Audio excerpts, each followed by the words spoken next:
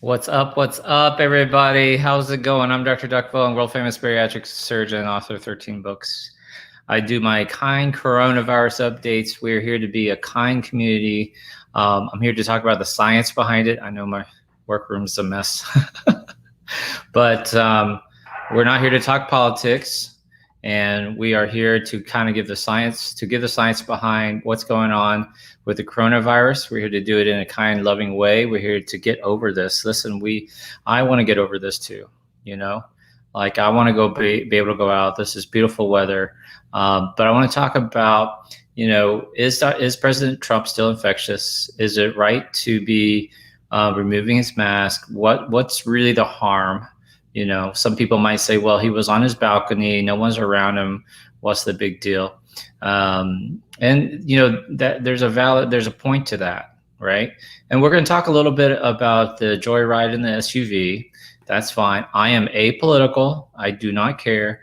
If this were a Democratic president, this would be the same conversation, same dissection, right? I want to talk about the science and what's really meaningful for your life.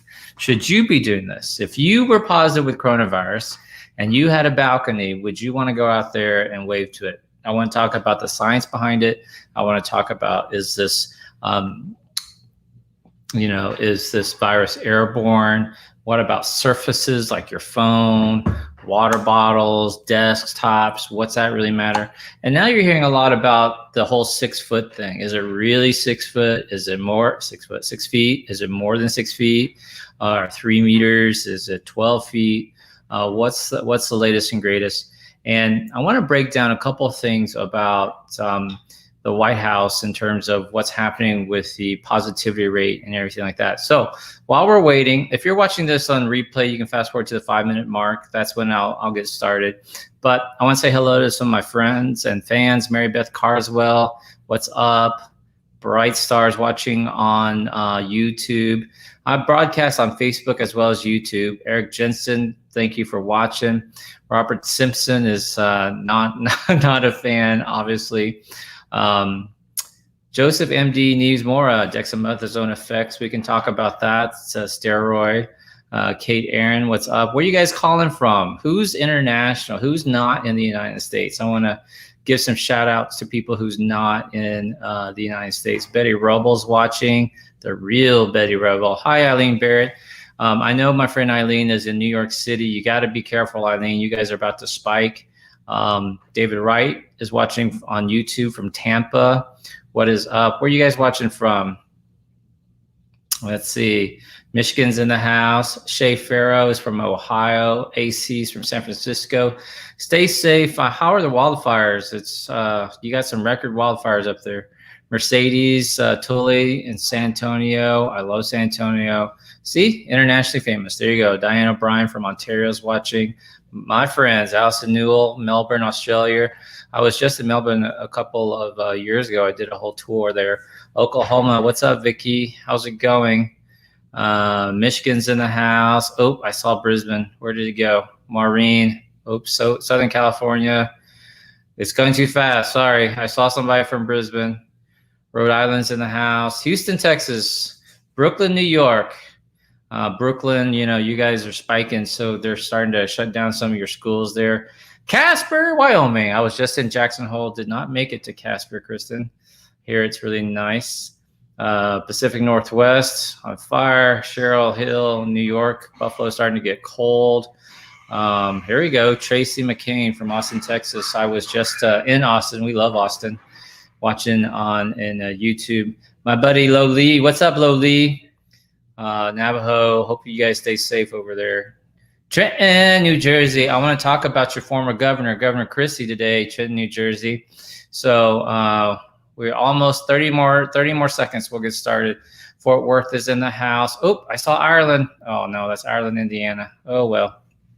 Terry D. Lauter, Corpus Christi. Alex, did you see that the Hurricane Delta is coming towards us, more towards New Orleans, but Houston is now in the cone of uncertainty. So, Megan, what's up, girl? Miss you. You're looking good. Wow, look at you. Boys are bad. Andrea, some from St. Louis. I like St. Louis a lot. It's really nice around that big. You guys have that big park, real nice. Long Island, stay safe, Long Island. Australia, Annette. I love what part of Australia, Annette? Ontario. Hey, Janine, internationally famous. I told you, internationally famous. I am so famous. Even Phoenix, Arizona knows me. Oh, I got one more. Last one. Dublin, Ireland. Brenda Callahan's in the house. What's up, Dublin? Thank you guys so much. All right, let's get started. Thank you guys for the share. I just want to jump on and kind of give my take on all this stuff. Toronto, Gary's in the house. Excellent. Okay. So, I'm Dr. Duck Vuong, former, retired, now I'm retired, bariatric surgeon, author of 13 books. I have a large following on social media. I take care of the morbidly obese, not just bariatric patients, but people who are just trying to lose weight, get healthy. And as you know, the number one risk factor for poor outcomes, this is relevant, guys, for poor outcomes when you catch coronavirus, because everybody's going to catch it if you get exposed. Poor outcomes is not age, it's not diabetes, not high blood pressure, it's actually morbid obesity. So the heavier you are, the higher risk you are. So that's why this bariatric surgeon is talking about coronavirus. And you might know me from the coronavirus video I did back in April when this started about how coronavirus will kill you. That has 16 million views. Now, we are a kind COVID community is what we call it, the kind COVID community. We want to talk about coronavirus in a kind way, scientific way. We're going to leave the politics out of it. If you want to make this political, this is not the channel for you. Please go on, and I'll go back and block you later if I need to. I do know Dr. Ariel Ortiz. He's a good friend of mine. So Mindy. So let's talk about, is Trump still infectious? I want to talk about the little car ride he had in the SUV.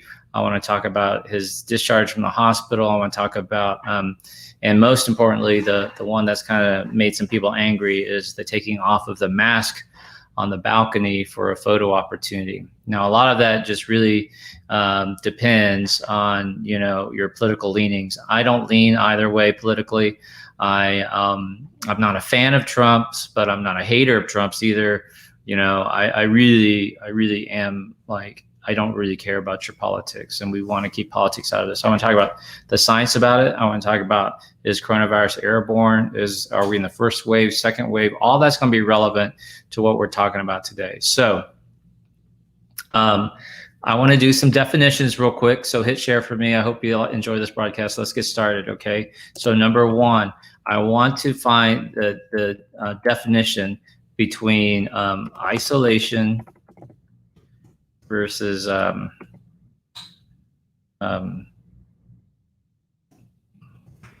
almost dropped the word. Here we go. Okay, so here's the first thing I want to talk about. What is the difference between isolation and quarantine? When do you go into quarantine? When do you go into isolation? Because people use these words interchangeably, but they mean totally different things. Okay, so quarantine is what we do. What we did back in April, right, in the United States, and some countries are starting to re-quarantine. That's when you go into lockdown. You limit your movements. You really don't go out much. You shut down the restaurants, the bars. You go out just for essentials. And then in America, in some areas of the country, we called that a stay-at-home order. That was essentially America quarantining. Okay. If you feel, so quarantine, another way to look at it is if you feel like you've been exposed to coronavirus, maybe you went to a party and then a week later you heard somebody there tested positive. You don't test yourself, or you do test yourself, but you're negative, you should quarantine, right?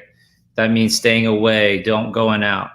Isolation is, here's the difference. Isolation is for people who are positive, who have a positive coronavirus test. They are currently actively infected. They need to go into isolation.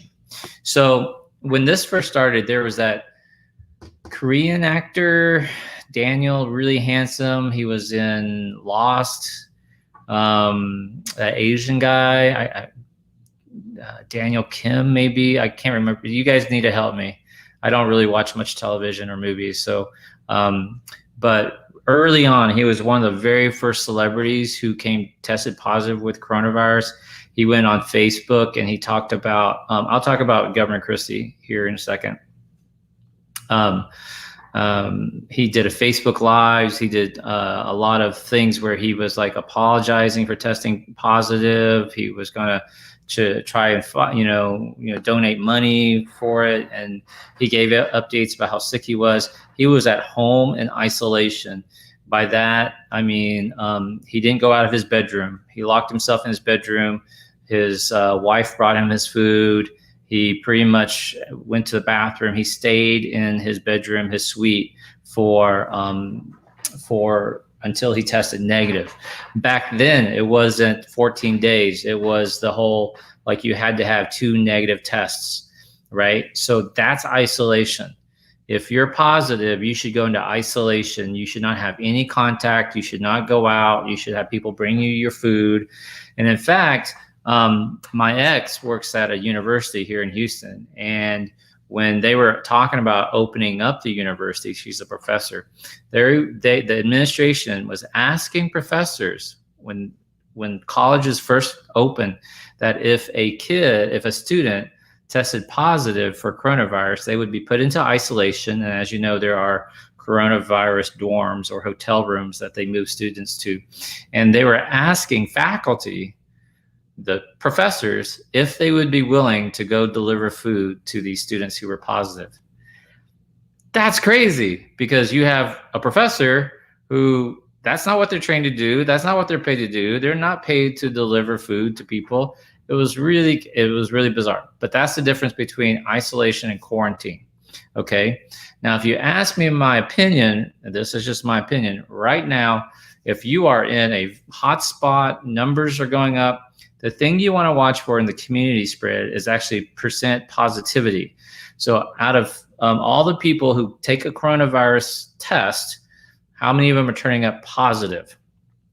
Okay, how many positive tests? So let's say you test 100 people. How many people do you want to test positive? That number needs to be below 5%. If it's below 5%, you can live with it, right? So 5 out of 100 test positive, you're good. Some places now are testing as high as 20, 25, 30%, which means 25% of people. When Houston was in its summer peak in July, we had a positivity rate of 25%, which means 1 in 4 people testing positive. 1 in 4 Houstonians who tested positive. 1 in 4, which means you can extrapolate that to actually the bigger population. You won't be exactly accurate, but you get the ballpark idea. That's how hot the community in Houston was. Some areas of the United States right now, are 50% positive rate. Some areas of like Mississippi and Alabama is 50%, 1 in 2 positive rate. Okay, so not making this political. This is CDC guidelines. This own administration's guidelines. This is not my opinion. Okay, so and you can say what you want about the CDC guidelines. Trump should be in isolation. Okay, so now we defined isolation versus quarantine. And per CDC guidelines, anyone who's positive should be in isolation. So his doctors, the White House has spun it to PPEs and N95 mask and full PPEs in the hospital, etc. But dude, I don't know. I don't think the car ride was isolation. I think he put at risk his Secret Service. That's just my opinion. They had masks on, they had N95 masks on, but they are basically in this bulletproof, chemical, gas-proof car taking a ride around with someone who's positive. Now, I'm going to talk about this later about, leadership and the example you should set. not making it political, but you got to think about the example, right? And he should be in isolation. What's he doing now?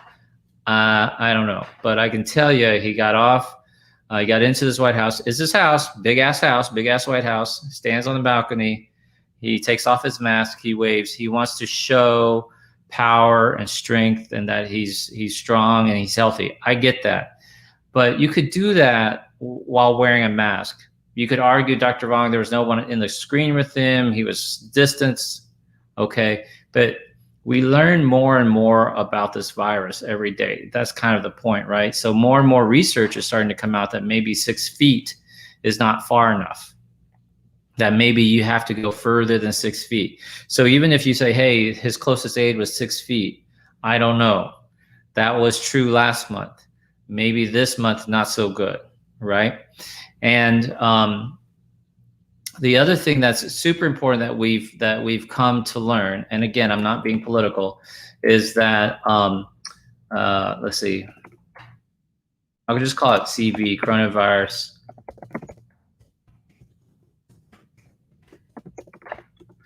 Okay, so this part's important too, and this will talk about, I'll lead this into why it's important for us, right?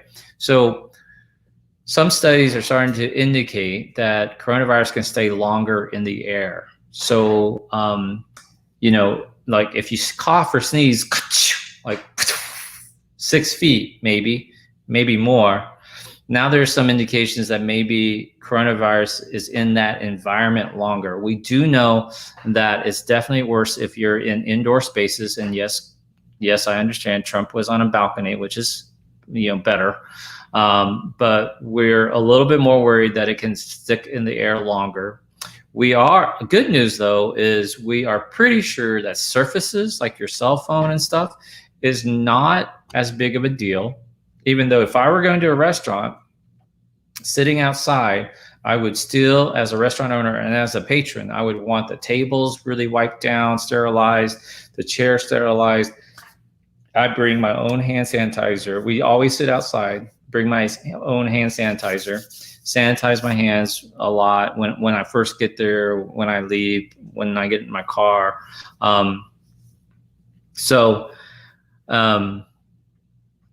That's super, the light's in my face. That's super important, right? Because recommendations are always changing. This is what's called science. So I was going to tell you, you know, today, because there's some confusion about this, but as far as we know, this next statement is important. There it is. Coronavirus as we know it is still in droplets. It's not aerosolized. That means it hasn't spread, like it's not in the air by itself. If that were the case, then the mask holes who said, you know, the virus is so small, the pores in the masks don't work because they're so much bigger, they let bigger things in. Well, that would be true if the coronavirus was aerosolized, if it was if it was floating by itself. But the latest that we know, the coronavirus is still in droplets. Droplets get filtered out by your masks. That's why it's important to wear a mask. Also, it's not just the size of the pores. You know, I know we always think about pores like your skin. It's not just the size of the pores. It is also the fact that these masks, especially the ones that have like a filter that you put in it, that you change out, they also work like through static electric charge, okay? That's important. So it's not just the pore size. You know, good news, men, size doesn't matter. It's not just the pore size. It's also the static electric forces. So let me put that real quick. Masks also work via static electric charges.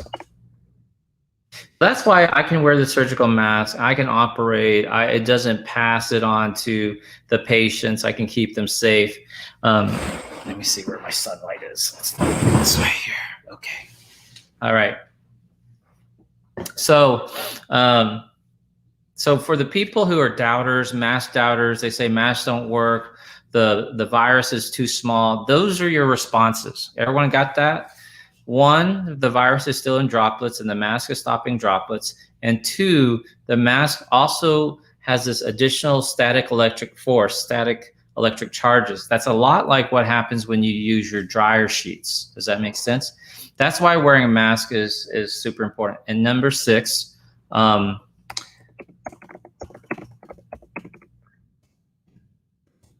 if you want to talk about like, my friend caught, had coronavirus and got over it, said it was just like a bad flu, wasn't bad at all. And then sometimes you have people like, oh my gosh, I had it and I'm still sick from it and it took forever to get over it. Turns out the viral load is super important. How much virus are you getting when you are exposed? And the CDC defines exposed as 15 minutes or more within 6 feet of someone who tested positive. So you have to have 15 minutes or more within 6 feet, no masks, with someone who tests positive, right? That's an exposure. So, and exposure, your viral load is key. So if he coughs, if that person coughs or sneezes and you're within 6 feet and neither one of you is wearing a mask, you put yourself at risk. You might get lucky. It might like be having sex with a stranger without a condom. You might not catch herpes or STD that first time, but you might get unlucky. You might get pregnant that first time. You might get all sorts of bad bugs that first time. It's kind of like that. If you're both gloved up, faced up, masks, then you're going to protect each other. Okay. If one of you happens to sneeze. Viral load is key. Now, listen, I'm going to do another talk on this, but it's super important. As we move into the fall here in the United States and in Europe and Canada, the Northern Hemisphere, and you're going to start to have allergy season. It's going to get worse with the changing of the trees and stuff. And 2, the influenza season. So now you're going to be around people with runny nose, sneezing, coughing. They're going to cough on their hands. They're going to touch surfaces. They're going to try to cough in their elbows. So you're going to have this kind of spread. You're just going to have a greater chance. Okay, viral load is key. So if you are wearing a mask, you decrease your risk of viral load both ways, right? But really helping the other person. Why is this important? So if our president had gone outside and nobody was there and he's in his backyard and he wants to take a piss off his balcony, I don't fucking care. I mean, he can just like whip out little Donald Jr. and like piss off the balcony without a mask. I don't really fucking care. The problem is he's got people out there taking pictures, working around him. He's never really alone, which has got to be tough. And even if he wanted to take a piss off of his balcony, he couldn't do it. You know what I mean? Like, that's just like a travesty. You gotta be able to do that sometimes.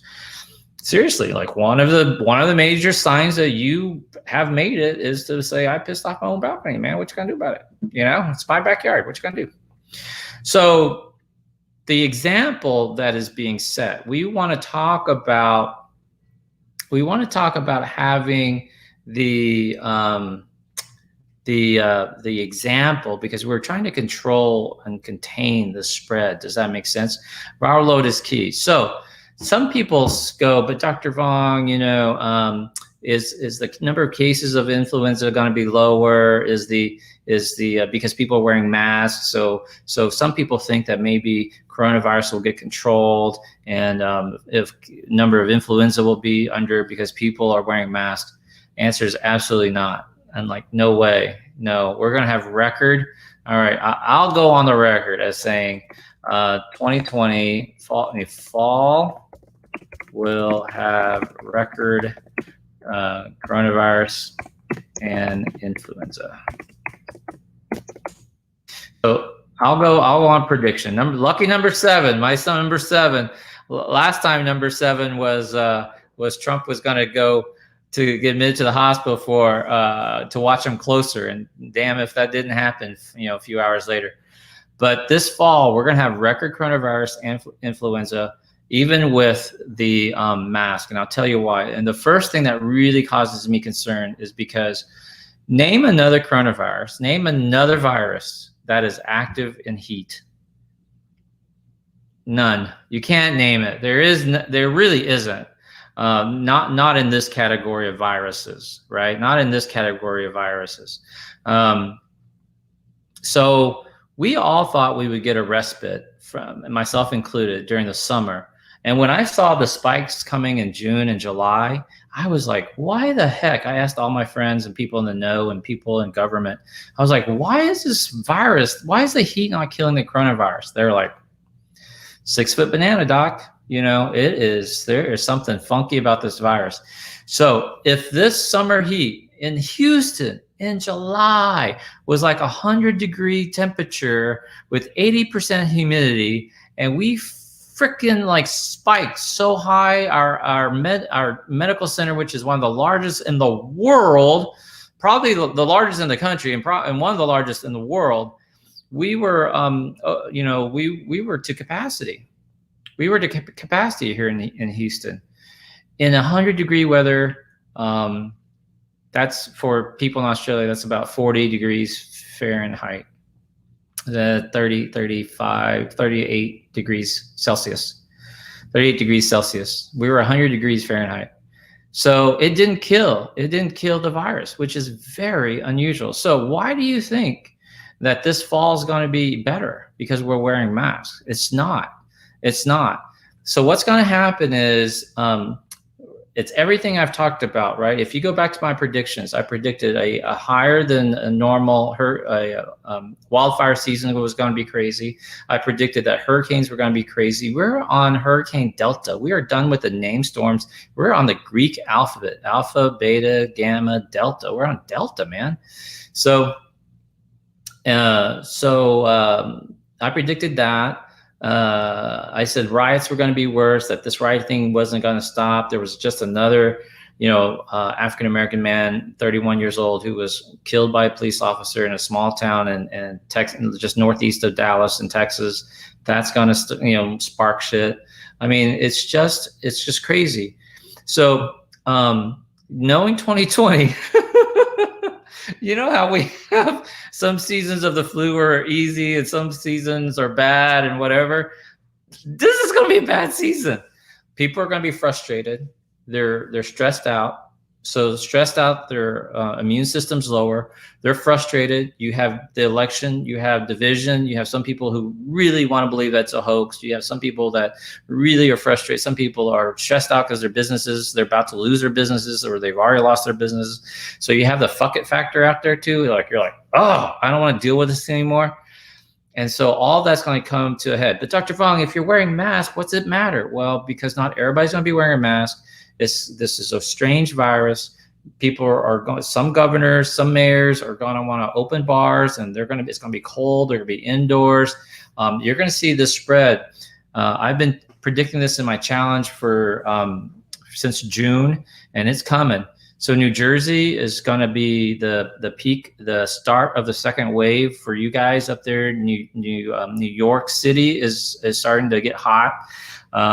And the mayor and the governors trying to do a good job by shutting back down, but I'm not sure it's going to be enough. Look at UK. UK is now over 10,000, 11,000 cases a day at their peak. Back in April, they were suffering at 6,000 cases a day. And freaking US, we're at 45,000 cases thinking, oh, we're winning. We're doing better. It's not true. This is not good. So New Jersey, New York, that area is going to get hot again. It's going to be the lead of the second wave. Wisconsin's getting decimated right now. Now, like number of cases is not super high, but the percentage of people is super hot. Wisconsin and the Midwest, where the cold temperatures are colder. So that's also another indication. If the temperatures are already colder up in Wisconsin, Canada, you're seeing the numbers of Canada going up. You're seeing Canadians is a great example. They've really controlled the virus. They're only up to 1,900 cases a day, so they're panicking, right? They're already like, oh my God. We're spiking. And I'm like, why can't Americans think that way? Why can't Americans go, oh my God, we're in 1900. 45,000 cases. Open her up. Open that bitch up. Let's go. We're only at 45,000. Woo! Hold on tight. Let's go. Like, what the fuck's wrong with Americans, man? Like, geez Louise, like Australians, like, we have 50 cases, shut down Melbourne. I'm like, what? We need more panic like that. Look at their cases, you know? So anyway, so the example is, if you don't believe what I'm telling you, just look at Canada, look at what's happening in the Midwest, the Dakotas, you know, the colder states, they're starting to get hit, and Connecticut, Rhode Island. But you don't have the density of people like you do in New Jersey and New York City. That's the problem. You're going to have this density. They need to open up. They need to get back to work. So a study by Yelp, not a study, but Yelp put out this press release that said 61%, check this shit out, y'all, 61% of all restaurants that have closed have now closed permanently, according to Yelp, right? 61%. So this fall is not going to be easy. And Fauci is right. We got to buckle down. It's going to get really bad. And it's not good that our leadership is not doing what they need to do. So I want to talk about, I'm not making this about politics. This is, I want to hang tight, yo, lean back, hang tight. I want to explain why this isolation and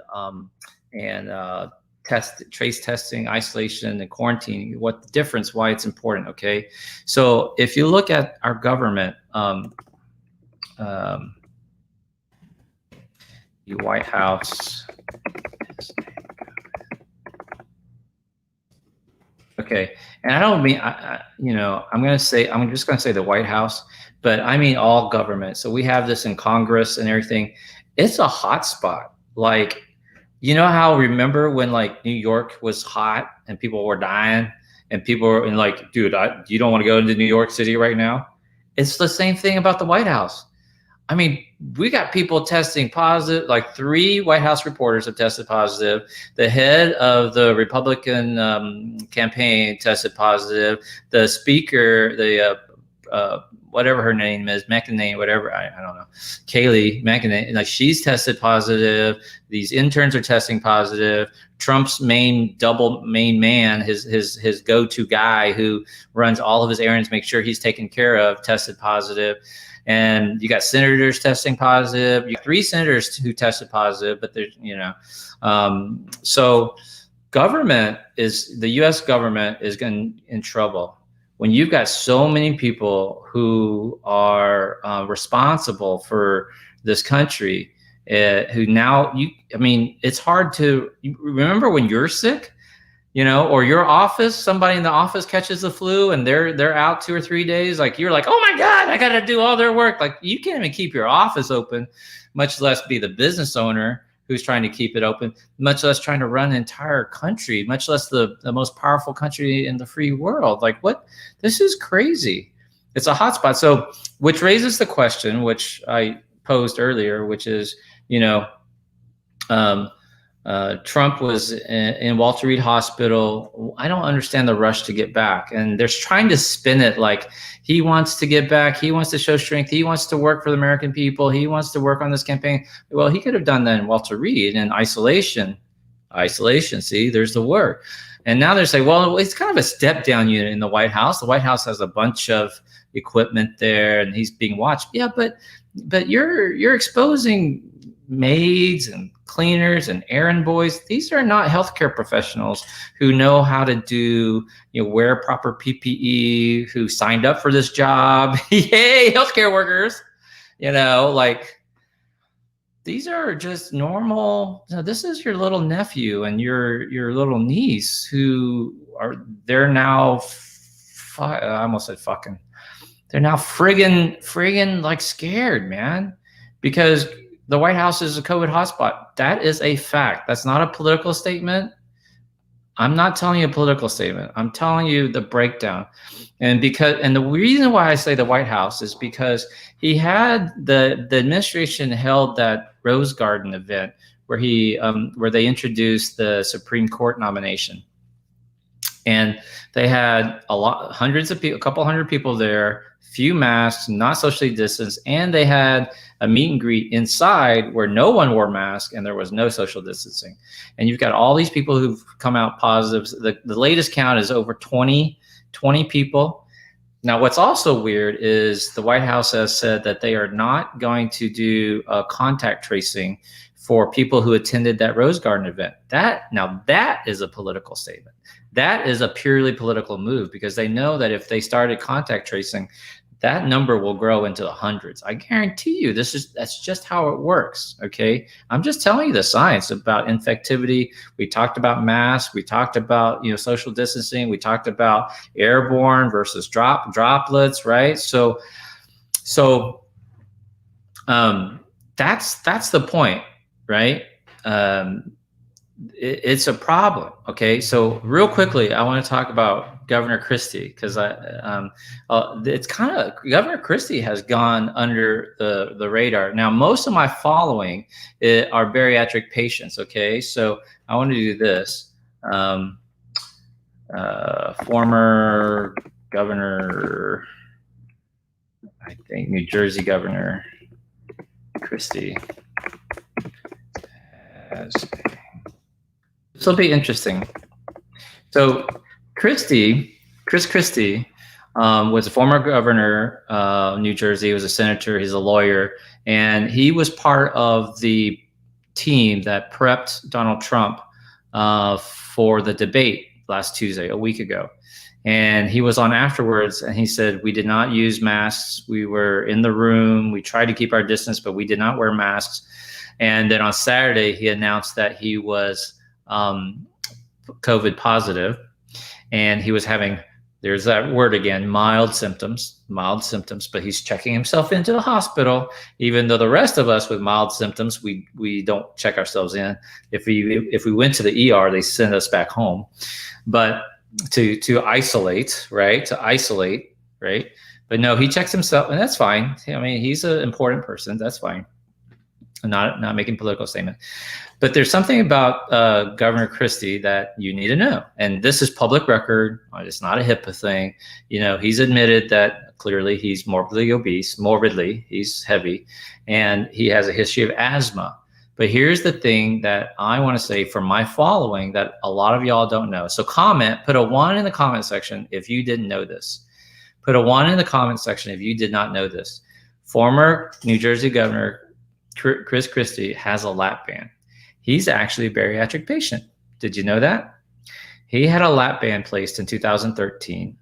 I'm friends with the surgeon who put in his lap band, and he actually became a spokesperson for the lap band company.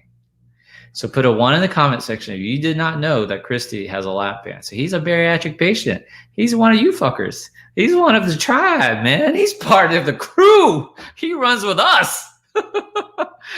He runs with Matt. He needs to start following Dr. V. That's what I'm saying. But we wish him well. And apparently, by all reports, he's still in the hospital. Trump is out of the hospital.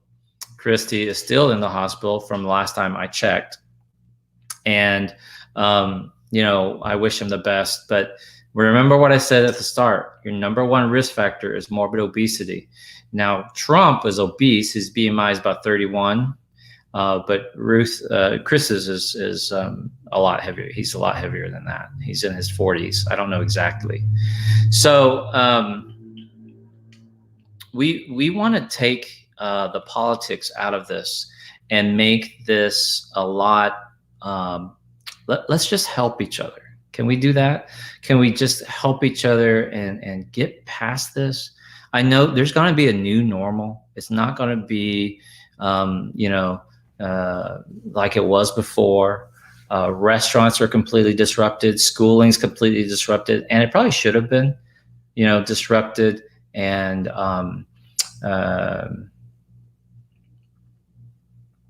what else? Work, technology, meetings, flight industry, movie industry. Did you guys hear Regal Theaters, second largest theater chain in America, is closing down?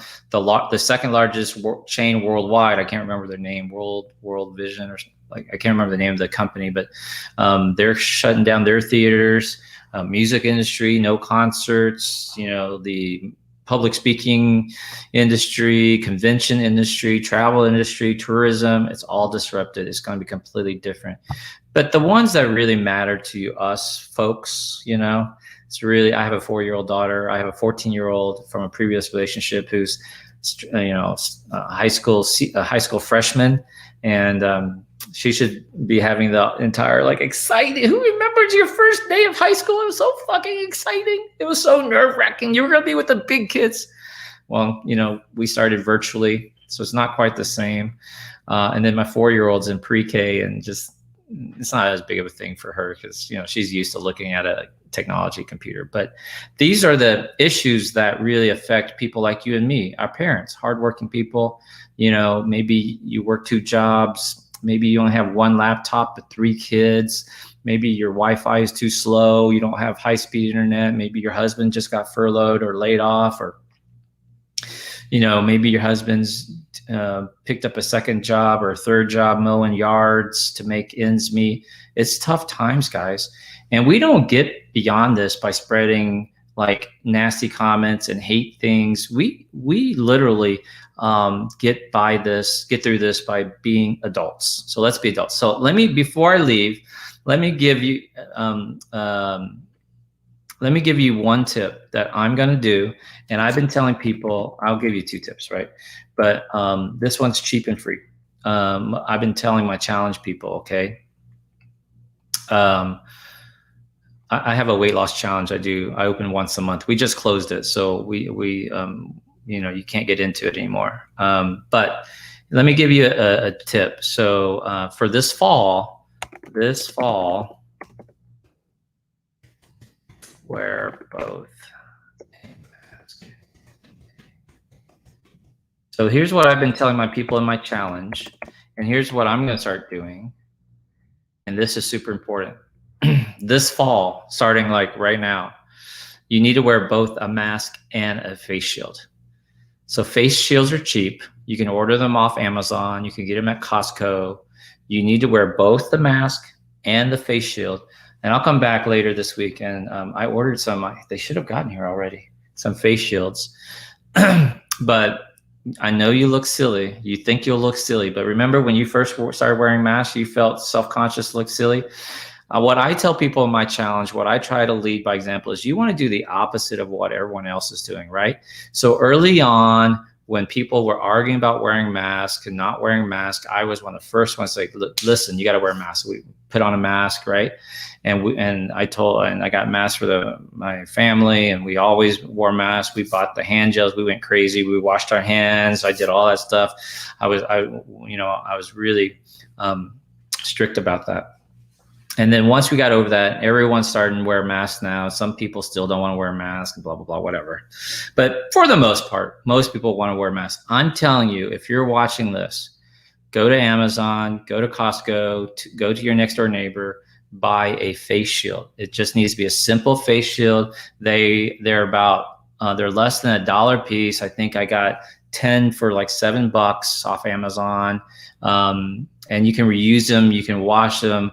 And you want to listen to me, for the 1,000 of you who are watching, I got 1,000 people watching all on YouTube and Facebook right now.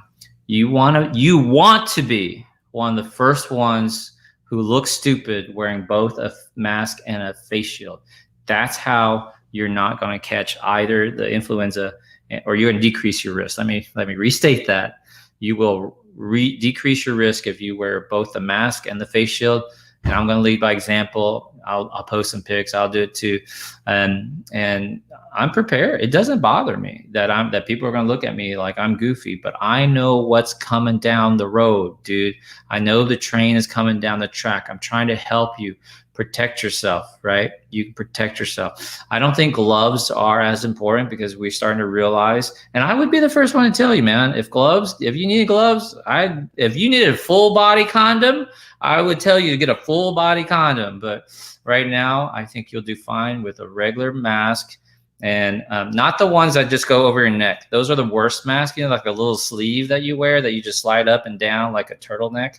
Those are the worst ones. Those don't work. Get rid of all of those, especially the sheer ones. Those are the worst. They don't work. So I just have a simple little blue one. I need to do a mass demonstration for y'all. A little blue one, and then a clear, cheap face shield. All right. So that's what I'm going to start doing. That's what I'm telling people my challenge. So now, and I don't want to talk too much about this, but what we need to get to is this. This is my last tip, and we go. Frequent. Okay. And I'll do a further explanation of this so that it doesn't sound so gimmicky, but we need more frequent rapid testing. Now, before you listen to the news and you hear rapid test, and the White House, see, this is people making it political. I'm not making it political.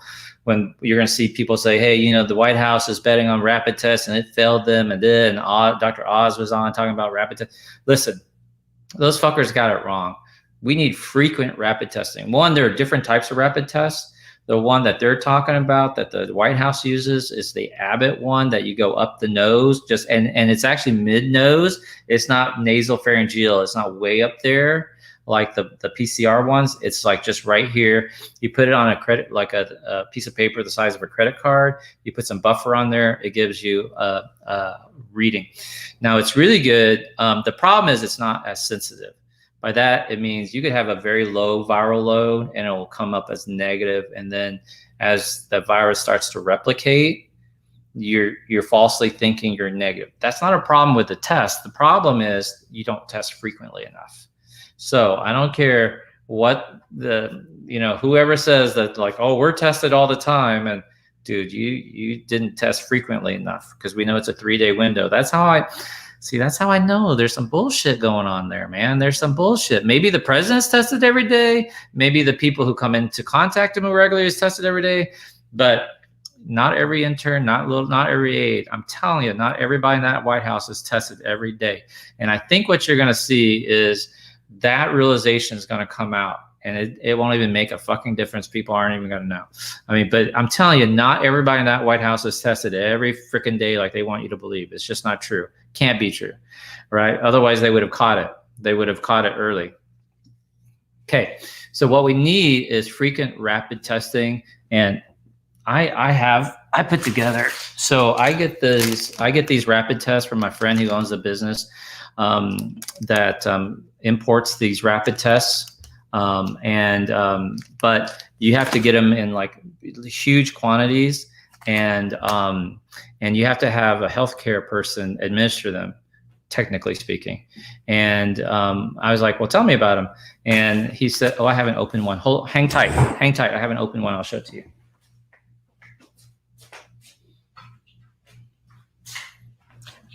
I cleaned off my desk today and I was like, oh, there's an open one.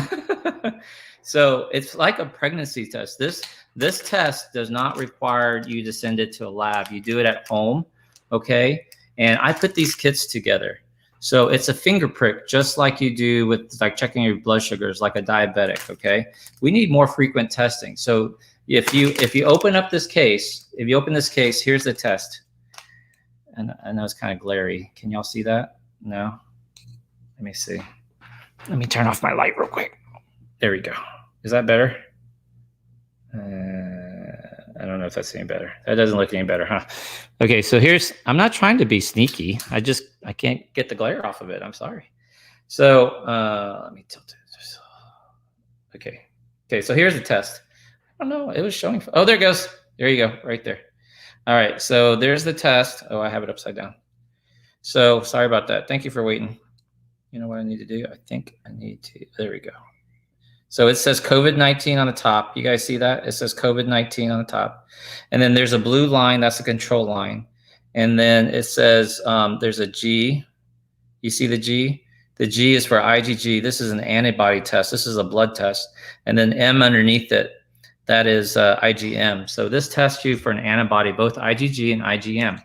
IgG shows you've been infected in the past. This is what's misleading when you watch these articles. IgM shows you that you're actively infected. I promise you, the IgM shows you active infection, because some people will Google this and say it's not good for active infections. Yes, it is. They're trying to sell you on that nasal swab because those clinics, those LabCorp, make money off of it. So you prick your finger. There's a little lancet in here. See that little thing? You literally just prick your finger, get a drop of blood, just like if you're a diabetic, and you put it in the square hole, right? Square. I said hole. Square well at the right there, the square well, and then you have a buffer solution that also comes with the kit, and you put it in there. And so my friend was telling me about it, and he was like, "What do you think of this test?" And I was like, "It's a great test, but send me some." So he sends me like this huge container, this huge, this big thing of solution. He goes, "Put 2 drops in there," and I'm like, "What?" So I said, "Dude, you need to sell this as a home kit. The way this works, the way we get over coronavirus is to make this a home kit." He goes, "I can't, because technically it has to be administered by a healthcare professional, like a nurse or nurse's aide." And I was like, "This is no different than a diabetic. Why is that the case?" He goes, "That's just our regulations. Like, we can't do it." And I said, "Well, I'll fucking do it. Like, if you came to my office, I'm retired. So, I'm a retired physician. I'm no longer practicing. But if you had come to my office and we had diagnosed you with diabetes, right? Your A1C was high. I would have had my nurse, more likely my nurse's aide, come in and show you how to check your blood sugars with a little finger prick, your little machine, your little swab, put it in the machine, get your blood sugar reading, how to journal it, how to write it down, right? So I wouldn't personally do it. So I was like, this is no freaking different. I can just shoot a video that says, "Hey, here's how you take this test. Here's how you do it." So I did. So I said, "I'll do it." This is how we get through this, is more frequent rapid testing. So I test myself regularly. I just did a demonstration this last weekend. I probably test myself every 2 weeks, 2 to 4 weeks, depending on my exposure rate and if I've traveled anywhere. Erica's mom was just visiting this for the last 3 weeks. She got off the plane. I tested her. She was negative, and she didn't have any symptoms. If like 5 days later she started developing symptoms, I would have retested her. And then I gave her a test. Erica's mom, I got to give her a test, right? I gave her a test to take when she gets home. So I told her, wait 3 days, take it when you get home, and you'll be out of the woods. Because there's a 3 to 5 day window where any test, it doesn't matter what test you take, nasal, oral, blood, antigen, there's a 3 to 5 day window that you could have been exposed to, but you'll test negative, right? Because you just don't have enough of the virus for it to pick up. It's like cancer in that way. You might have cancer, but it's too small to show up on the mammogram, or too small to show up on the blood levels, or too small to show up on the CAT scan. But you could still, all it takes is one cell, right? It just takes one virus. You got to give it time to increase. So the answer is not, "Hey, I got tested one time, I'm good to go, bitches. I'm out of here, bitches." Like, no, that's not what this is. This is, you have to get past this until we have an effective, reliable vaccine, and we have 70% of people either have had coronavirus or have gotten a vaccine. That's herd immunity. Then we can start to go back to living normal. And that's about 3 years away. 2 to 3 years away. I'll say 3 years. 3 years away. 2.5, because we're already halfway through this first year. We need frequent rapid testing. We need frequent testing. You don't need to send it to a lab. Did I finish telling you this? So you prick your finger, you put it in the square hole. I said hole. And then you put the buffer in the round well, right? And the solution pulls up. And then this control line, let me see. Yeah, the control line that's currently blue will turn pink. And then if you get a red line, a pink line in the IgG, that means you've had it in the past. If you have a pink line in the IgM, that means you're actively infected and you need to go do what? Who knows the right answer? Who knows the right answer? You need to do what? You need to isolate. You need to quarantine, Dr. Vaughn. No, you need to isolate. Isolation. If you have an IgM, you need to isolate. Isolation. So who remembers back in the early days, if you were positive, if you tested positive, they required you to have 2 negative tests. 2 negative tests before you could go back to work, before you were declared negative, you could go back into society. Well, then they quickly figured, why did they change the recommendation? There's no more recommendation. Then they realized if they required everyone to get 2 tests, they couldn't take care of everybody. They would be overwhelmed. So they just dropped it and they said, hey, you just isolate for 14 days. If you're asymptomatic, you're good to go. Now what? Now it's 10 days. 10 days.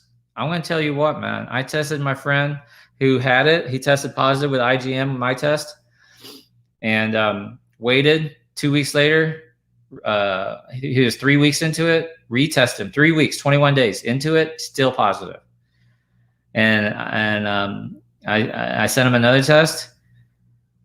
He retested 5 weeks later, 5 weeks, still positive, still IgM. He goes, Doc, what's going on? And I said, do you still have symptoms? He goes, just a little tiny cough. I'm like, it's a fucking respiratory virus, dude. You're coughing. It's still in you. You're still active. But it's been 5 weeks. I'm tired. I'm all this and that. Like, yeah, it's a crazy virus. So the only way we get through this is to test. Now, some of you, I'm not here to sell you, but if you're interested in these packets, I wholesale them. Now, listen, there's method to my madness. If you go online, you can order these for about $150, as high as $250, anywhere between $150 to $250, and you've got to go into the lab. You have to go in the lab, or they send you a nurse to do it. Okay. These I send you at home. I send you the video on how to do it. I send you infographics. I send you things to explain how to interpret your results. You can message me. You can send me the picture. I will personally confirm, yes, that's a positive test, negative test. I'm not a doctor. I'm not licensed anymore. I've retired from medicine, but I will give you my expertise. And then just like a pregnancy test, if you're pregnant at home, you take a pregnancy test at home and it's positive, what do? That's right. You go to your doctor and they confirm it. So if you take this test that's positive, you have to go see your doctor and they will confirm it. Okay. So it's going to cost you about $150, $250 online. All right. I want to get this out into a lot of people's hands. So I wholesale them for $50 a test, minimum order of 40. $50 a test, minimum order of 40. And so that's a $2,000 investment, but you can keep some for yourself. If you sold half of them, you'd make all your money back at $100 each. I recommend you sell them at five for $500. So that's $100 each, 5 for $500. So you're saving the other person money. You're saving the other person about $50 a test. And that's how we get beyond this, right? Or you could sell it all and make a profit. You could double your money selling it 5 for $500. So it's $50 a test, minimum order of 40, and I will plus shipping. So it's $100 overnight shipping. I FedEx it. I've been having some trouble. Check this shit out. But wait, there's more. Check this shit out. So people have been in the post office, have been opening my boxes and packages that are sealed, taped and sealed, and they're taking 1 or 2, 3 tests. I've had 4 boxes now today, 4 packages broken into. So what I decided to do is to switch over to FedEx and overnight it. So it's not as handled. They got to there's no time. There's fewer handling, right? It's got to get to the point faster. And the box it's an actual FedEx box. It's not a reused cardboard box. It's a FedEx box. And if it's been tampered with, you'll know. If it's been opened and retaped, you'll know. Okay. So I've decided I'm just going to overnight them. If they're able to overnight it to your location. So just message me. The best way to do it is on my Facebook page right there, facebook.com/Dr. Vong, facebook.com/Dr. Vong, right? If you're not entrepreneurial, get a group of y'all in together. I think it would be great if you want to have an educational pod. You've heard of these pods where there's like 4 or 5 families that get together, and the 4 or 5 families will have like, 5 or 6 kids together. Get a set of 40, all pitch in, test yourselves, and now if you're a teacher and you want to teach from home and you want to have some kids come into your house, I recommend you don't test the kids, you test the parents, you test anyone who's dropping off the kids, right? Say, hey, I'll homeschool your kids at my house. I'll make sure they do their homework. I'll do exercises with them. They'll swim in my pool. I have a pool in the backyard. They can swim with me. They can run around the backyard. $40 a day. Plus $100 for a COVID test. And that's what I would do. And anyone who's going to drop off the kid needs to get a $100 COVID test. I have them right here. And we'll be a pod. You'll be a pod. The last question people are asking is what's the accuracy? This is 95% accurate. The nasal swabs are 70% accurate. That's the lie they're telling you, right? That's the lie they're telling you. So I could totally sell it for what they're selling online, $125, $150.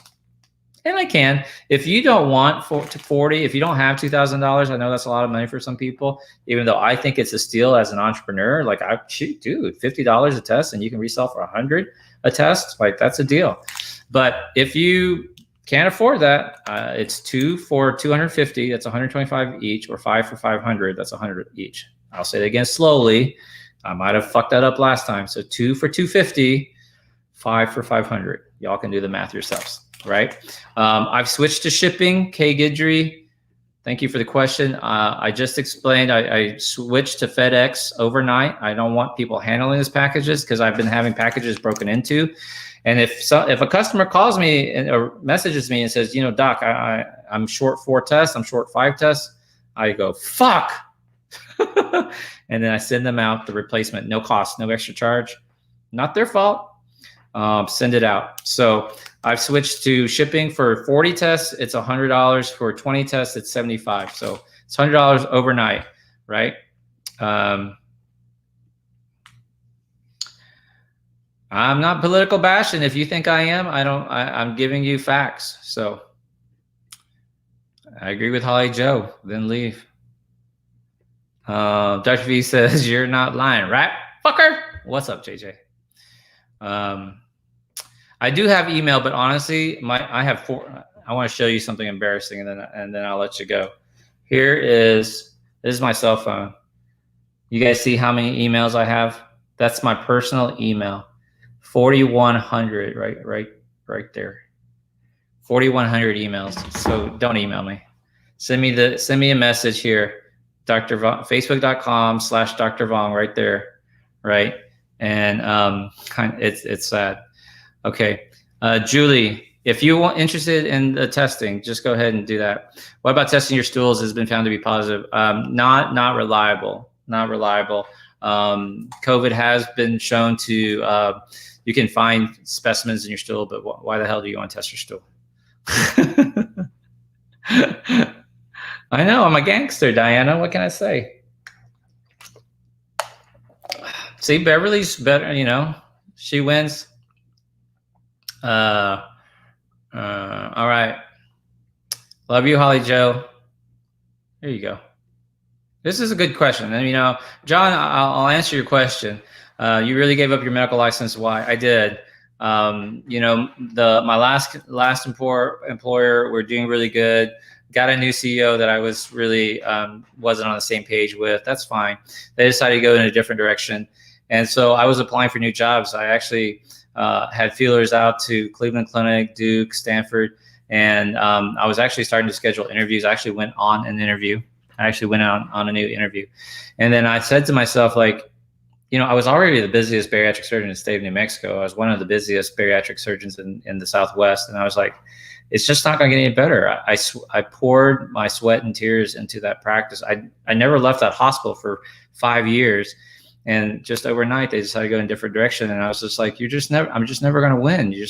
Some things you're just never going to win, which is also why I always loved to end these shows with blessings and heartfelt gratitude to our men and women in the healthcare industry, nurses, doctors, assistants, lab people, even the front desk girl who checks you in. They're going way above and beyond what's necessary or what's needed or what they signed up for, I guess I should say. But it is what they signed up for. So blessings and gratitude to them. But I literally, John, I was like, it's just not going to be any different. And I had enough passive income. I've written 13 books, as y'all know, because I keep saying it. I had enough passive income, not big baller money. I had a few $1,000s a month coming in. I didn't really have to work as long as I chilled out. It was like, I had enough passive income. I could be okay. Ken, what's up, my brother? This dude. Hey, Ken. If you don't follow Ken Okazaki, he is the most interesting. I know y'all think I'm the most interesting Asian. This fucker is the most interesting Asian. Give him a follow on Facebook. Speaks all these languages. Totally crazy dude, man. Totally crazy. Thank you, John. I appreciate the compliments. Katrina Gay, hospital care coordinator here. Way to go, Katrina. Appreciate you. Thank you. Couple more questions. That's a good question. What's the shelf life of your test? They change with each batch. I just ordered a new batch. The one on this is, I can show you. It's April 2022. So I don't know can y'all see that there? See, it says 2022-04. 2022-04. So it's April 2022. Okay. June, best thing to do is just go to Facebook or have one of your friends message me on Facebook. I have a website. Either way, I'm going to set up an emailing thing where you can do that. I know, a different email. Thank you. From Tyler. I grew up in Longview. Did you know that? I used to go to Tyler. Tyler's got some pretty girls. There's no best test. I would say it's a reliable test. I use it for my friends, my family. Good. You see it. Good. Right. How about this? Maybe we'll have a vaccine by then. Yeah. So even if we have a vaccine, we don't know how effective it's going to be right now. And I'll do another talk on vaccine. They're talking about a vaccine that's 50% effective. They'll pass it if it's 50% effective, and the vaccine doesn't have to keep you from getting the coronavirus. It only has to mitigate your major symptoms. Believe it or not, that's weird. And they're willing to pass it if it's 50% effective. They're hoping for 70, and we don't know how long it will last for. Right, their antibodies, so we don't know. 10-minute results, brother. So this gives you a result in 10 minutes at home. You don't report it. It's for your own peace of mind. You don't have to tell your boss. You don't have to send in results. You don't have to. I don't use it for work. Don't use it for travel. It's really to get your people all together, right? Anna Lee, do you predict more viruses in the future like COVID-19? I do. It's going to be more frequent. Like, we don't hear about as much. Maybe not something so bad as to shut down the global economy like COVID-19, this coronavirus has. SARS-CoV-2 is the technical term. SARS-CoV-2.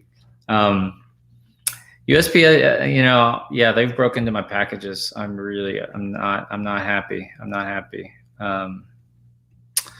If they're not going to buy, they're not going to buy it anyway. Yep. Let's see. JJ, doctor, I still won't give my daughter the HPV vaccine. Not enough data. I think that's a well-studied vaccine. I think you're good there, but that's a personal choice. It's up to you. Really, it is. I'm not here to get in between a mama and her baby girl. I've got two baby girls.